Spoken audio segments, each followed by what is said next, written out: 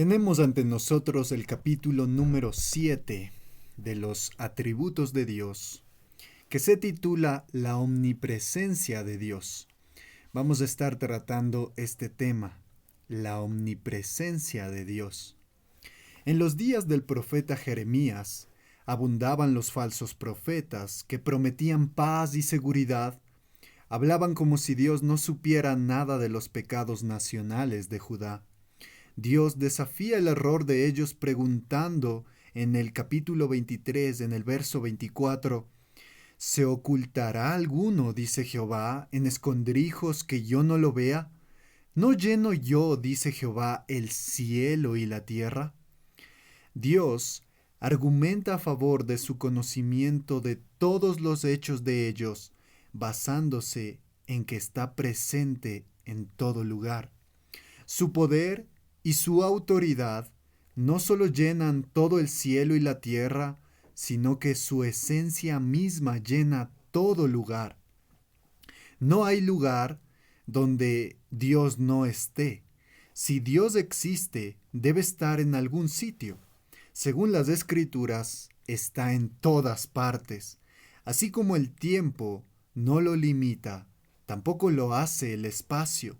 Sin embargo, el pensamiento natural del hombre con frecuencia confina a Dios a algún lugar, como el templo judío o las colinas, pero no en los valles, como dice Primera de Reyes 20:23.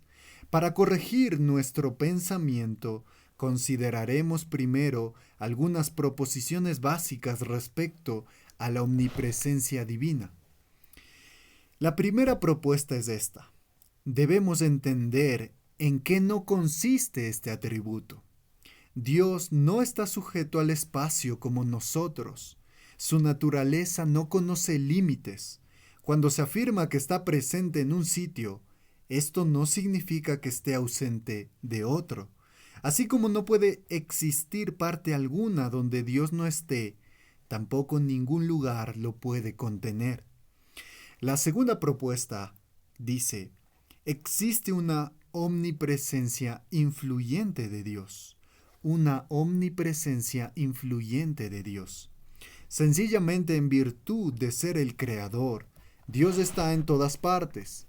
Nada seguiría sin que Él lo sostuviera de forma providencial. La continuación de cualquier cosa implica que Él está presente con ella. Por supuesto, está presente de maneras más específicas. Está presente con toda criatura según cumpla su propósito con la capacidad que Él le da. Está cerca de las criaturas racionales dotadas de alma. Allí está su clemente presencia con su pueblo redimido. Está presente en sus iglesias. Incluso está presente en el infierno para atormentar a los malditos. De muchas maneras se podría decir que llena el cielo y la tierra. La tercera propuesta es que existe una omnipresencia esencial de Dios. Una omnipresencia esencial de Dios. Dado que Él le ha dado a toda la creación un lugar, debe estar en todas partes, porque no puede dar aquello que no tiene. Así como la totalidad del tiempo no es más que un momento de la eternidad, todos los lugares no son sino un punto para su esencia. Él es más amplio que el tiempo y más inmenso que el espacio. Muchas personas tienen una idea de la presencia de Dios que lo convierte en poco más que una estatua viviente, que uno mueve de un sitio a otro. Pero el salmista corrige nuestro pensamiento cuando pregunta en el Salmo 139 los versículos del 7 al 10, donde dice, ¿a dónde me iré de tu espíritu? ¿Y a dónde huiré de tu presencia? Si subiere a los cielos, allí estás tú. Y si en el Seol hiciere mi estrado, he aquí, allí tú estás. Si tomare las alas del alba y habitar en el extremo del mar, aún allí me guiará tu mano y me asirá tu diestra. Si Dios está en todas partes, resulta que está con todas las criaturas que habitan en cualquiera de esos sitios. No está lejos de cada uno de nosotros, porque en Él vivimos y nos movemos y somos, es lo que dice Hechos 17:27. En cierto sentido, la esencia divina está igualmente presente con todas las criaturas en el cielo, la tierra y el infierno. Por supuesto, esta presencia no es su presencia clemente y salvífica que está limitada según su voluntad. En el sentido más general, podríamos afirmar que el mundo está en Él más de lo que Él está en el mundo. El mundo está en Dios más de lo que Dios está en el mundo. El Creador contiene al mundo, pero éste, es decir, el mundo, no le contiene a Él. Deberíamos entender que la omnipresencia de Dios no implica que se mezcle con la creación, como si su esencia cambiara. Tampoco se divide, como si en parte estuviera en el cielo y en parte en la tierra. La simplicidad de su naturaleza no permite división. Tampoco se multiplica para estar presente en todas partes, ya que un ser infinito no puede ampliarse ni su esencia se puede extender hasta quedar muy fina, como el oro labrado a martillo, para llegar a todas partes. Más bien, está sencilla y totalmente presente, y en la misma proporción en un lugar que en otro. La cuarta propuesta es esta.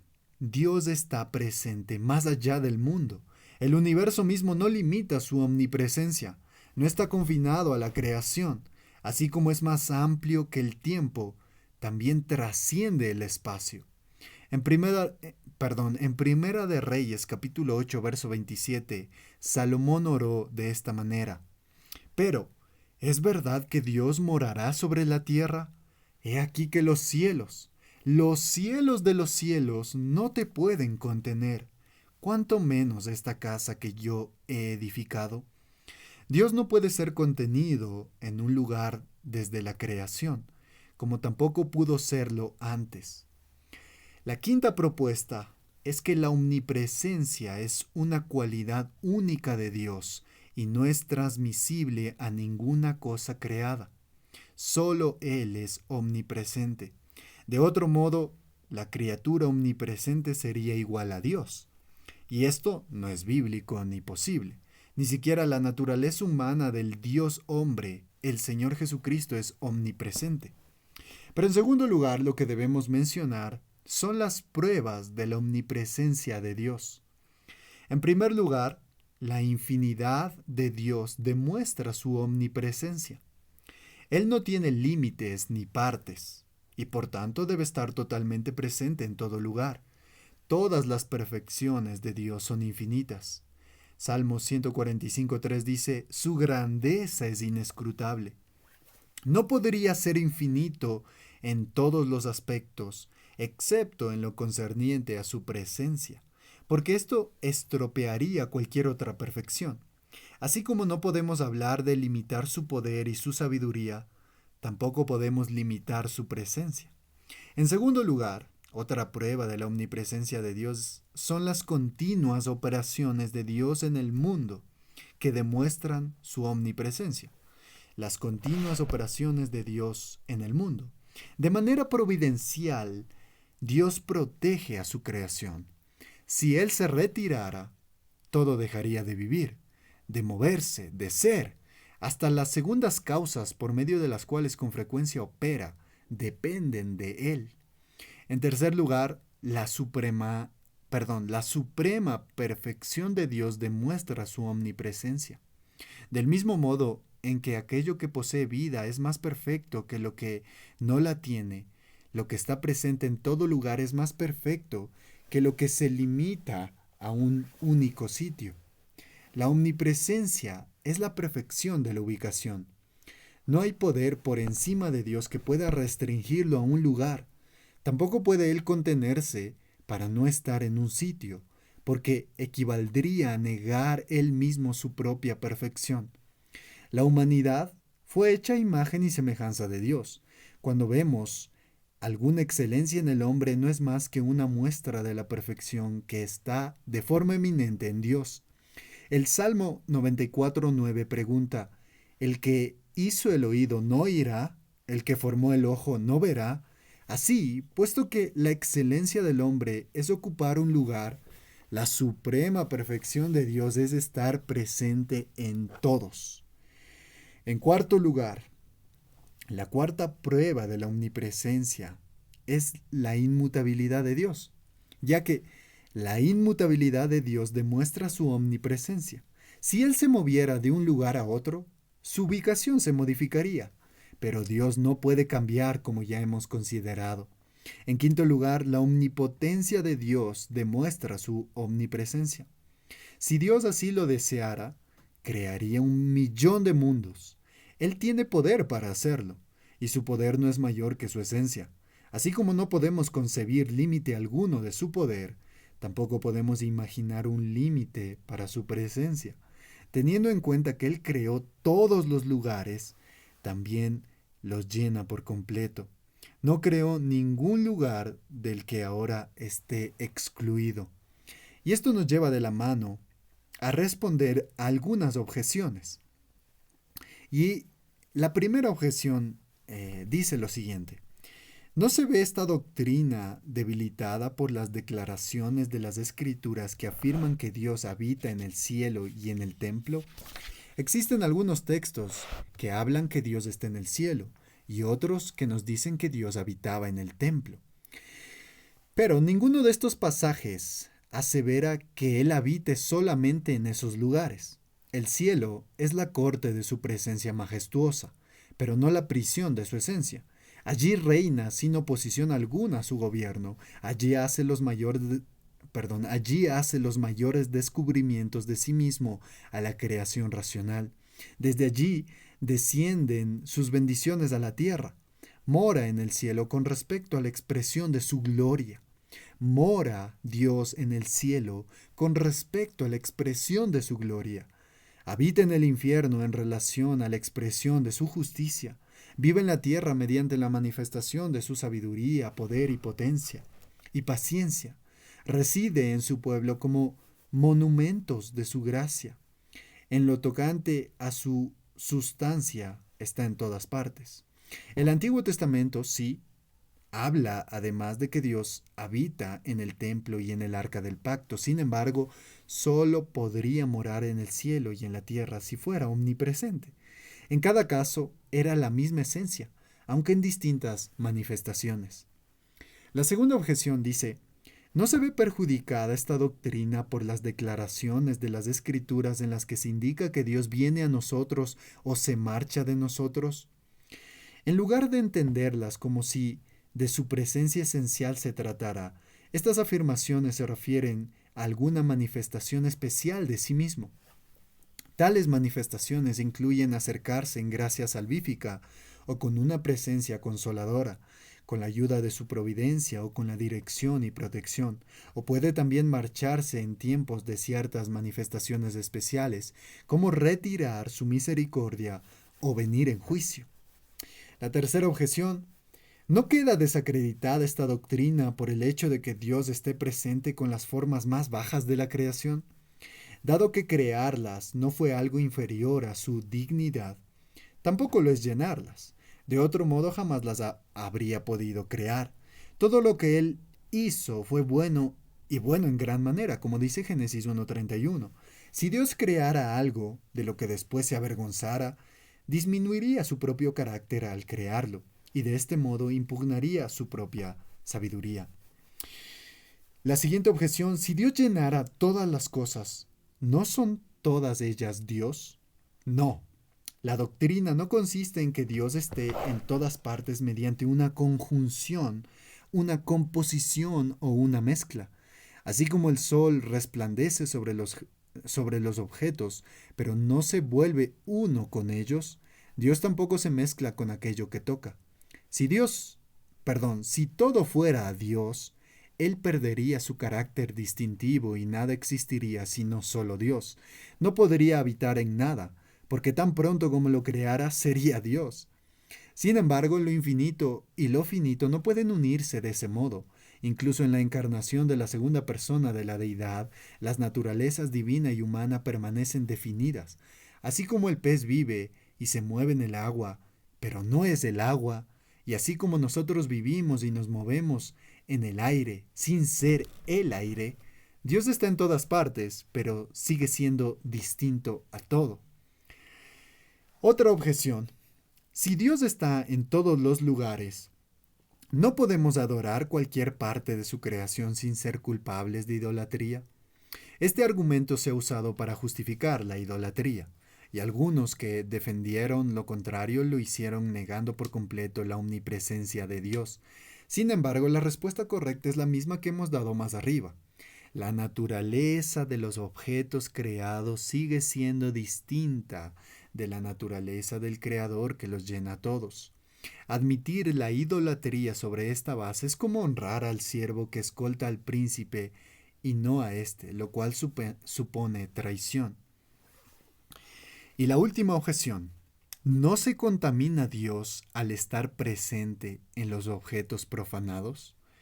Si esto fuera así, su poder quedaría contaminado por haberlos hecho, porque todos los objetos son suyos, ya sea en su estado creado o caído. La profanación no puede pegarse a Dios. ¿Se contamina el espíritu de un hombre por el cuerpo enfermo en el que mora? ¿Acaso quedan profanados los rayos del sol por resplandecer sobre un estercolero? Repetimos, no hay mezcla entre la naturaleza de Dios y la naturaleza de aquello que Él llena. ¿Qué deberíamos aprender de este atributo? Primero, algo de información. En primer lugar, Cristo tiene una naturaleza divina. Él es más que un mero hombre. Le dijo a Nicodemo, nadie subió al cielo, sino el que descendió del cielo, el Hijo del Hombre, que está en el cielo. Observa que habla en tiempo presente. Incluso estando en la tierra, en su naturaleza humana, hablando con Nicodemo, permanecía en el cielo en lo tocante a su naturaleza divina.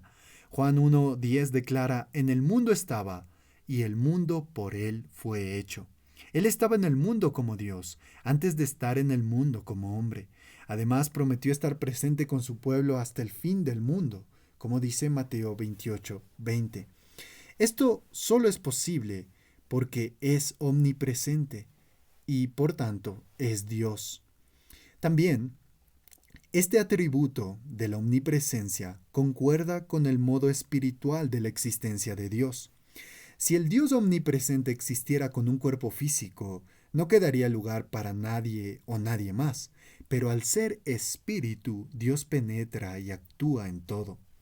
También este atributo argumenta en favor de la divina providencia. Si Dios está en todas partes, Dios está involucrado en todo.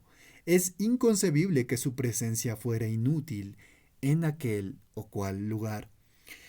Además, este atributo argumenta a favor de la omnisciencia de Dios, porque es un ser inteligente y está presente en todas partes. Necesariamente debe saberlo todo. Consideremos de nuevo el pasaje que leímos al inicio de este capítulo, Jeremías 23:24. ¿Se ocultará alguno, dice Jehová, en escondrijos que yo no lo vea? La paciencia de Dios con los pecadores no se debe a que Él ignore el pecado de ellos. Él ve de cerca todos los pecados y no puede evitar hacerlo. Asimismo, este atributo argumenta a favor de lo inabarcable de Dios. Nada está tan presente como Dios y a la vez no hay nada más escondido. Él nos comprende a nosotros, pero nosotros no podemos hacer lo mismo con Él. Lo conocemos por fe, disfrutamos de Él por amor. Pero ninguna mente lo puede comprender. Solo Él se conoce plenamente a sí mismo. Dios es maravilloso y grande, pero nosotros no somos nada. Esto es lo que también debemos entender en cuanto a la omnipresencia. Existe una inmensa desproporción entre Dios y la creación. Somos limitados, somos finitos, impuros, débiles, somos necios y pequeños. Somos tan pequeños e insignificantes para Dios. Los ángeles ocultan sus rostros de Él. ¿Cuánto más deberíamos nosotros, gusanos que se arrastran, humillarnos delante de Él? Cuando el hombre percibe el primer vislumbre del océano, se sorprende por su inmensidad. Del mismo modo, la admiración debería absorbernos al pensar en la inmensidad de Dios. En penúltimo lugar, este atributo suele olvidarse o desdeñarse. En términos prácticos, aquí volvemos a tener el ateísmo, aquel ateísmo práctico del cual habíamos visto antes. Muchos viven como si Dios no estuviera presente en ningún sitio. Qué pronto perdió Adán de vista la omnipresencia de Dios, esperando escapar de su vista, detrás de unos árboles. Además, muchos hombres y mujeres buenos olvidan a Dios cuando empiezan a temer a alguna criatura, sin tener en cuenta que la palabra divina para nosotros es no temas, porque yo estoy contigo. Isaías 43:5. ¿Cuántos hoy desdeñan este atributo, cometiendo en la presencia de Dios aquello que no se atreverían o se avergonzarían de hacer ante los ojos de los hombres? ¿Cuántos hombres evitan robar delante de otros? Esto solo muestra que tienen mayor temor del hombre que de Dios, que está presente siempre. Esto es degradar a Dios en el corazón, y es una gran maldad. Es como la esposa que comete adulterio en la cara de su marido. Isaías 65:12, hiciste lo malo delante de mis ojos. David pecó en secreto, pero más tarde clamó a Dios, contra ti solo he pecado. Salmo 51:4, y he hecho lo malo delante de tus ojos. He hecho lo malo delante de tus ojos. Esta consideración debería aguijonearnos el corazón con una convicción profunda de todos nuestros pecados. En último lugar, este atributo debería infundir terror en el corazón de los perdidos. No podemos escondernos de Dios. Ningún acto puede ocultarse, ni siquiera el deseo que nunca llega a desarrollarse en una acción. Los ojos de Jehová están en todo lugar, mirando a los malos y a los buenos, como dice Proverbios 15:3. Pero la omnipresencia de Dios también nos brinda consuelo. Esta verdad es un gran consuelo para el hombre piadoso y un terror para el impío. Pensemos en tiempos de violenta tentación. Dios no nos abandona. Cuando Satanás lanza un dardo ardiente, Dios está con nosotros como con el arquero. Dios está más cerca de nosotros que nuestro más cercano enemigo.